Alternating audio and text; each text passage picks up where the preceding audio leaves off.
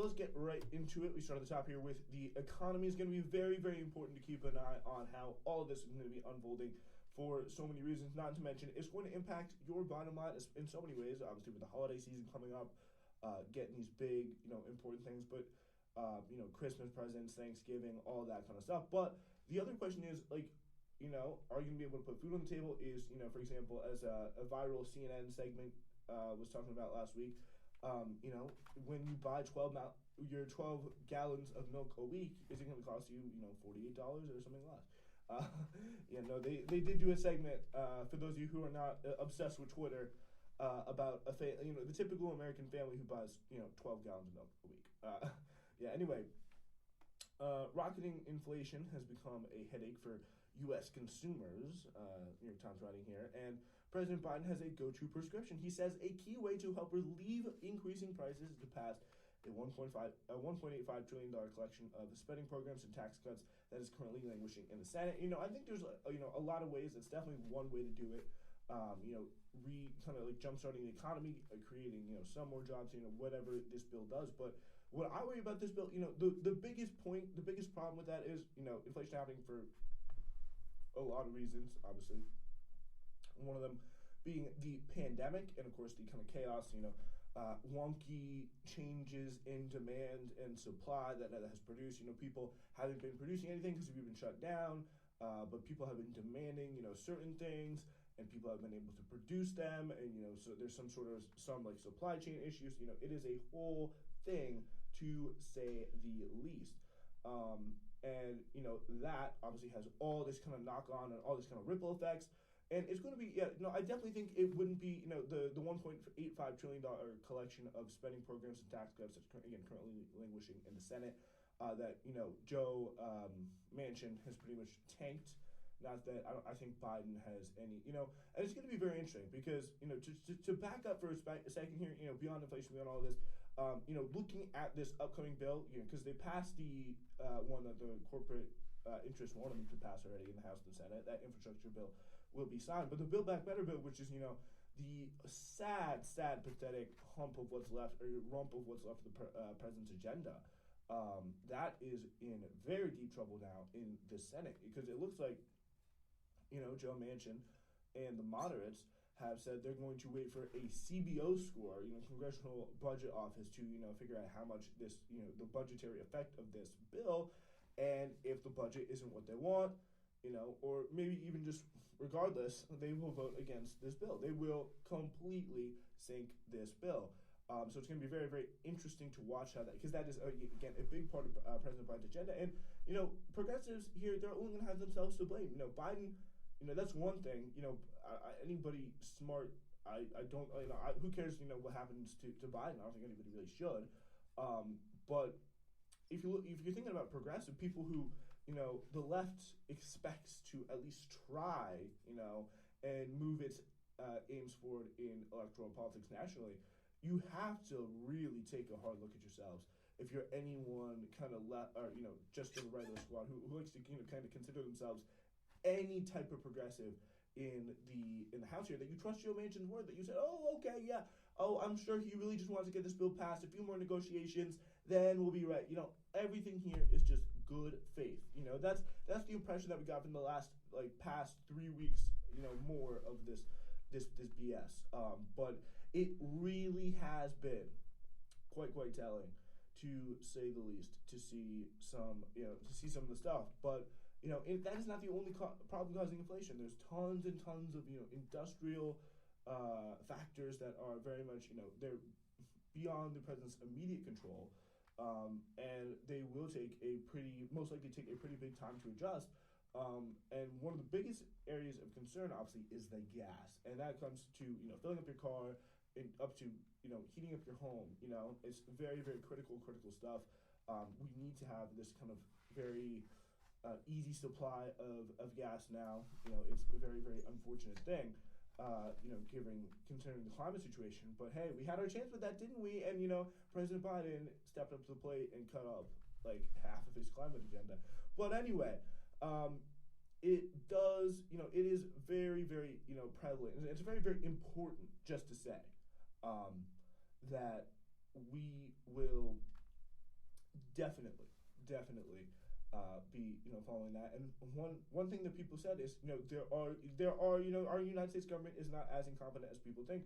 We do have some a backup plan for if we run short on oil. The strategic oil reserves that Biden just has not, for some reason, for whatever reason, not initiated yet. That's another option that remains available to him. But yeah, like this is definitely going to be a crisis with a lot of different effects. And it, I think it definitely is hurting Americans. Many researchers, including a forecasting firm that Biden often cites to support economic benefits of his proposals, say the bill is structured in a way that could add to inflation next year before prices have had time to cool off.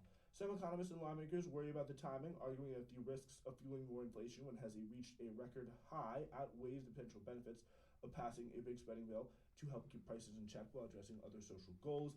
Prices have picked up by 6.2% over the past year, the fastest price in 31 years, and far above the Federal Reserve's inflation target. So yeah, and a lot of this stuff is like, this bill is not really adding to in big ways, because a lot of the stuff, I haven't been following the exact nature of the pay fors at this moment, because they change back and forth every single day, and what tax they want to keep in and what tax they want to keep out. But from what I understand, this is pretty close to being well paid for. So it's going to be interesting to see what the CBO comes back for. But it's going to really, I think the point is, it's going to take a really important, really kind of imaginative, very creative response, to say the least, from the Joe Biden Democratic White House. So that's going to be a bit of a trouble for them, at least, because we are seeing crisis. We're seeing a crisis we've never had. We're seeing dynamics in the labor market that we have never ever seen before. I think that is very, very interesting. We are seeing people, quitting their jobs, trying to form unions, trying to reimagine, just not even necessarily in a certain way. A socialist revolution isn't brewing, but you can't say that the attitude and the system and the framework and the perspective that people have viewed their jobs has not significantly changed over the past 18 months. All right. Ladies and gentlemen, it's time to move on to our next story. And, actually, the question, I don't really know which one we're doing here. Those say the best one. I love all my stories. But anyway, we will. We're going to take now a trip down south to Brazil, where probably the man to catch COVID the highest amount of times probably ever in human history. Jair Bolsonaro, he is almost up for re-election there. He is now doing the Independence Day celebrations this past month. He's trying to get the COVID, put COVID in the rearview mirror, because he was actually pretty popular before COVID, but the way the government has handled COVID there has just been, actively, it seems like the U.S. government has pretty much almost actively been encouraging people to get sick, but I really do think that it does say, I think quite strongly, that there, this was, at least the big change in support and the big response from the Brazilian people would tell you that this response was just uniquely bad. Like, he was out there in the crowds, never ever wearing a mask, and I can't say this is really that much different from the American response, but it just seemed almost worse and almost tackier, and even in a weird way. I don't know. All right, so let's take you now to Brazil. Let's see what's up with this guy Bolsonaro, who, by the way, in addition to being a COVID denier, is also a pretty rampant, racist, incredibly homophobic, just social, pretty much the social views of one of the incredibly far right wing person here, in America, incredibly socially reactionary, and of course the big friend of the American elite. He is very much put in place by the American elite. The very way he came to power was through an investigation, a legal, let's just call it what it is. It was a legal coup. We had a massive corruption investigation. We had the judge there, Sergio Moro, being busted by Glenn Greenwald's, the Intercept Brazil, plotting to take out the leftist candidate Lula Inácio da Silva. Talked about it here on the show a few years ago. Go back. For his own legal purposes, and later we found out that the Lava Jato investigation, the corruption investigation there, was deeply tied to American intelligence. In fact, they even referred to the investigation as, quote, a gift from the CIA. So, but the agency is not the only force getting involved in Brazilian politics. The conference hall in Brasilia, according here again, New York Times, was packed. The crowd of more than 1,000 cheering attacks on the press, the liberals, and the politically correct. There was Donald Trump warning that the Chinese could meddle in the election, a Tennessee congressman who voted against certifying the 2020 vote, and the president complaining about voter fraud. In many ways, the September gathering looked like just another CPAC, a sort of conservative political conference, but it was happening in Brazil, and most of it was in Portuguese, and the president at the lectern was Jair Bolsonaro, the country's right-wing leader. Fresh from their assault on the results of the 2020 election, former President Donald Trump and his allies are exporting their strategy to Latin America's largest democracy, working to support Bolsonaro's bid for re-election next year and helping sow doubt in the electoral process in the event that he loses. And again, I really have, this is definitely something that's happening. It's definitely a big, big threat. But it is it is so ridiculously hard to take seriously the New York Times, which on foreign policy issues you pretty much have to see as, by and large, a mouthpiece of the U.S. government, because every mainstream media outlet, when they actually need to be, is a mouthpiece for the U.S. government. Any outlet that would have published a few years ago in the Evo Morales, when Evo Morales was deposed, there were real serious doubts and concerns about the election, according to the Organization of American States, when it turned out that there was not. A year later, and people were murdered, people were absolutely massacred in that country because the New York Times decided to step in and sow doubts about the validity of elections. So it's really hard to take, the New York Times, liberal media establishment concerned about, democracy in Latin America, when just literally last year, it was actually 2 years ago now, they were supporting a coup of someone who was democratically elected in Bolivia. Luckily, they were able to hold another democratic election because of the power the organized indigenous and workers in that state, in that country, which was incredibly cool to see. But still, this is really a hard case. All this fear mongering of Donald Trump is the only one who cares about subverting democracy in Latin America. No, this is just so. It's very dishonest. It's definitely a threat. It's definitely the Brazilian democracy has been interfered with before, and it was not by Donald Trump. It was by the CIA, it was by Sergio Moro, it was by the Lava Jato investigation, and that didn't come from Donald Trump. It just did not. So they're branding his political rivals as criminals and communists and building new social networks where he can avoid Silicon Valley's rules against misinformation and amplifying his claims that the election in Brazil will be rigged. For the American ideologues pushing a right-wing nationalist movement, Brazil is one of the most important pieces on the global chessboard. With 212 million people, it's the world's sixth largest nation, a dominant force in South America, and home to an overwhelmingly Christian population that continues to shift to the right. Brazil also presents a rich economic opportunity and abundant natural resources made more available by Bolsonaro's rollback of regulations, a captive market for new right-wing social networks run by Trump and others. And let's just say, again, I want to emphasize, this is why you should be listening to Newsflash here, people, because if you just checked out the New York Times reading of the story, you think, oh, wow, I bet the New York Times really wants to care about those natural resources. Trust me.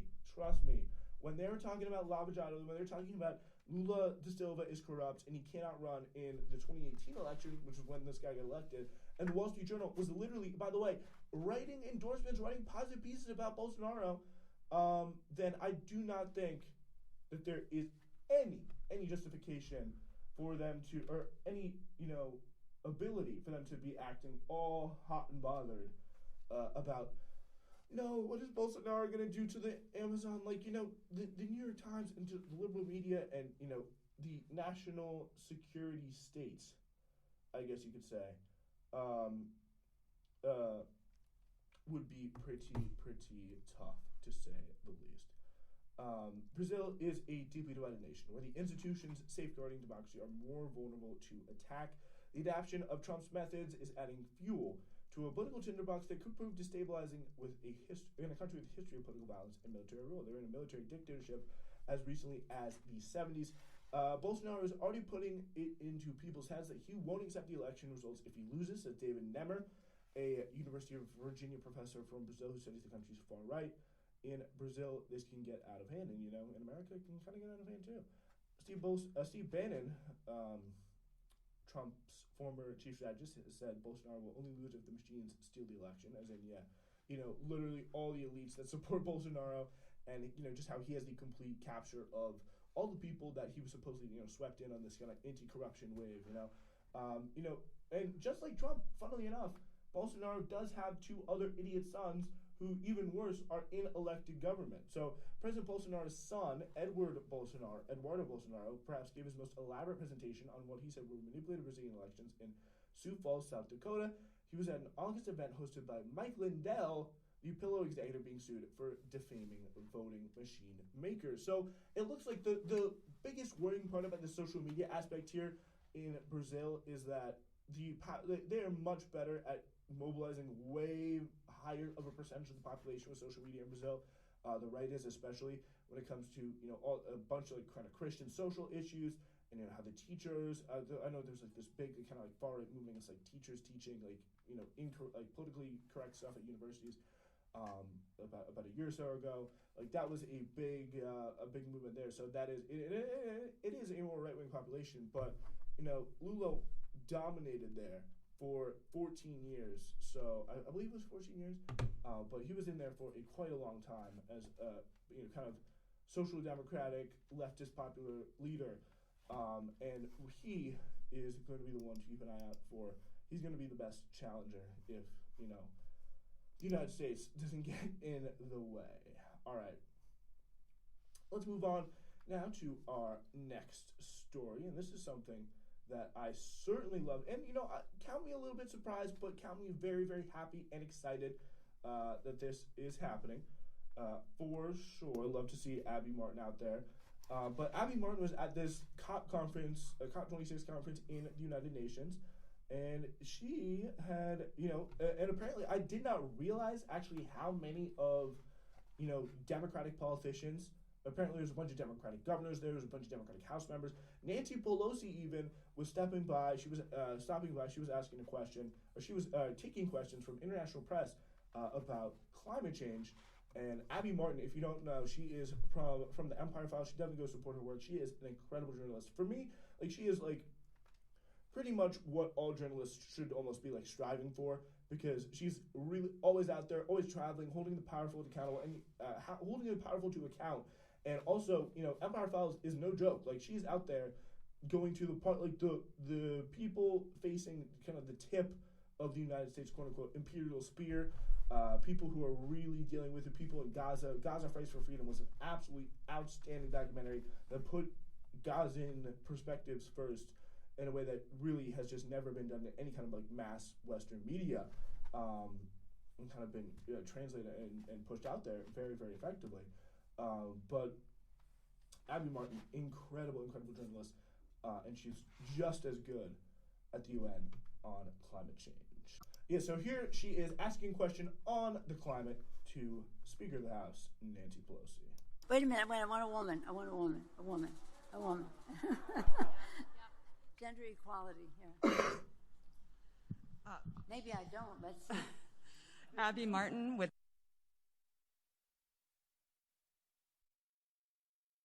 Empire Files. Speaker Pelosi, you just presided over a large increase in the Pentagon budget. This Pentagon budget is already massive. The Pentagon is a larger polluter than 140 countries combined. How can we seriously talk about net zero if there is this bipartisan consensus to constantly expand this large contributor to climate change, which is exempt from these conferences? Military is exempt from climate talks. Well, I just want to use an example if I can. The sea level rise is an important part of, what's happening to the climate. And I am not a defense person, but I've had so many talks with the Defense Department, with the Navy in particular, about how they have to respond to what's going on. So I really do think that there is no reason why what we're putting together, with Build Back Better and other things, can't respond to the Defense Department and have the same impact in terms of reducing emissions. By the way, can I just say, I do love I love the little, gender equality. This is so Nancy Pelosi. This is like so Democratic Party, like perfectly encapsulated. Like, oh, I want a woman. Until like sees Abby Martin. Like, I don't know if she knows Abby Martin or something. Like, oh, maybe not that woman. Oh, maybe not. Oh, very, very good stuff. As a journalist, like, there may be some kind of like awkward laughter if that was any other journalist, but Abby Martin and any good journalist should be absolutely reveling in a moment like that, in my opinion. And I do think that the Defense Department is very much aware of the fact that they have to play a major role, both from a strategic as well as, for the good of the world. So I don't see what we're doing in any way, or, increasing the defense budget as being something that's inconsistent with climate action. I really don't. And may I just add that the national security advisors all tell us that the climate crisis is a national security matter. It is, of course, a health matter for our children, the water they drink, the air they breathe, etc. It is a jobs issue between clean technologies being the future of our workforce and the training for all of that. It is a national security issue because of the all of the conditions that climate crisis produces. I won't go into all of them, but they are cause for migration, conflict over habitat and resources. Habitat. Yeah, that's a good one there. So it was. Gotta love Nancy Pelosi talking about the habitat. Anyway, but yeah, it is like. It definitely does show you a lot of kind of like the funniest, and the way that is almost kind of like never covered, in the mainstream media, the kind of commitments and the activities of the United States on the world stage when they come to these kind of events, and they like make these big bold promises, and they almost kind of like guilt, they're like guilt and like shame other people, other countries for not getting up to their standards and not, having an aggressive response, as in, like pressuring China.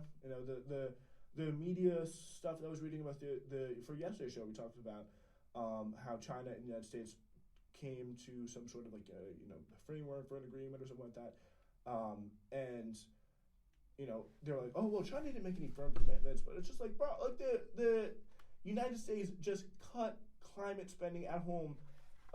Their plans for it anyway, so much. Like, the Democratic Party here has just not been delivering, and that is just something that nobody is going to have a good faith critique on other than the left. And that is why it's so important, I think, that you have kind of a left-wing build out there. Like, you have someone out there who's going to be like coming out willing and ready and able to say, most important, kind of like, this is wrong. We could be doing better.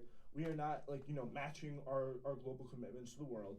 And that was, for a long time, that was what we thought people on the left were supposed to be able to do. Like, that's kind of what we thought the point of them were. That's why so many people got so invested in electing them, like people like, Pramila Jayapal, AOC, Rashida Tlaib. Credit to them, though. They stood up in a world that was, Rashida, Ilhan, AOC especially stood up in a world that was like, very, very unclear, and Cori Bush as well. They were very much they were actually committed against this bill, but the Progressive Caucus, especially, they should not be able to call themselves progressive at this point, because they also are putting their names behind this bill. Maybe not doing so much of the posturing, but putting their names behind this bill that is just so wholly inadequate. And then kind of coming in, and Nancy Pelosi and Joe Biden really, and Barack Obama especially, are doing this and coming out and saying, oh, we need to have this kind of like broad kind of climate action. And also, by the way, completely a great point that nobody talks about there, but from what Abby Martin was making, is that the military plays a big role in climate as well. They polluting more than 144 countries or something is something that I did not know. Like, I did not know that was that bad with the United States military and how much they pollute, but who's going to be there to hold them accountable? It's not going to be, it sure as hell not going to be Nancy Pelosi. And just like the response that they had for that was just so, it was really something else. It was like that, the other guy, I don't even know who that was, but he was just like, or Pelosi was just like, I'm not a defense guy, but they tell me, they're working really hard on it. We just got to give them their best shot. So of course they're going to have to play ball, and it would be, we can make a green military. That's what Elizabeth Warren's kind of take is. We have to really hold the military accountable. Are we going to punish them for their decades and decades of crimes abroad? No, we're going to force them to be carbon neutral by 2070. Like that is the epitome of liberal thinking right there. It's either the hire more female guards kind of cliche, and also the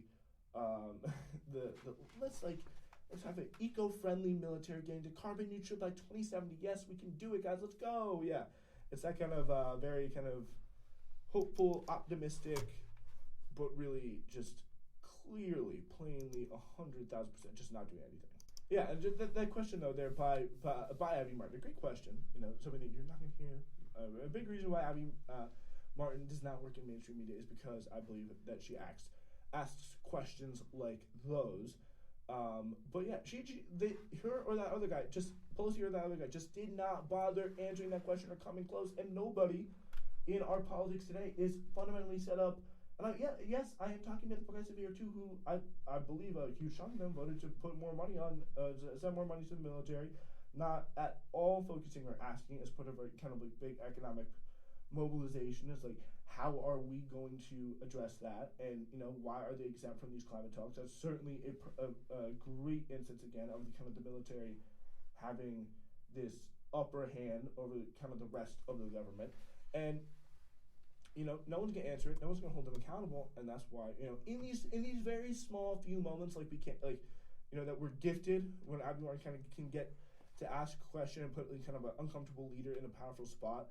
That is always a very it's a very good thing, and it's really what they should be expected to and kind of treated to a lot more. Like that kind of reminds me of there was this incident at this university in London called the London School of Economics, where the pretty much the Israeli ambassador, who does not support marriages to London or to England, who does not support marriages between Jews and Muslims, was protested when she had after she had a completely fine, uninterrupted 90-minute speech, and we had left and right figures in the UK just being like, this is tragic. This is a humiliating attack on free speech rights. Like, any threats of violence are, unacceptable. Obviously any threats of violence are unacceptable, but this was a peaceful protest. So, this is kind of a great. I think there's a lot of kind of parallels in the responses there. All right, that's all the time we have for you today. But before we go, a quick announcement, just giving you some of the latest on the schedule here. We will be Tuesdays and Thursdays primarily, looking on adding another day for you guys. Want to get that newsflash content out there as much as possible. I don't know, we may add, like Sunday or something as well. So yeah, keep it locked. This is your feed for understanding. It's gonna be very critical few months here leading into the kind of the end of the year for getting that midterm election cycle. Will some of that legislation pass? You're gonna want to be sticking to Newsflash for all of it. May have a big guest coming on soon in the left-wing political movement. Also, just want to throw that in there. That's something I've just started working on getting.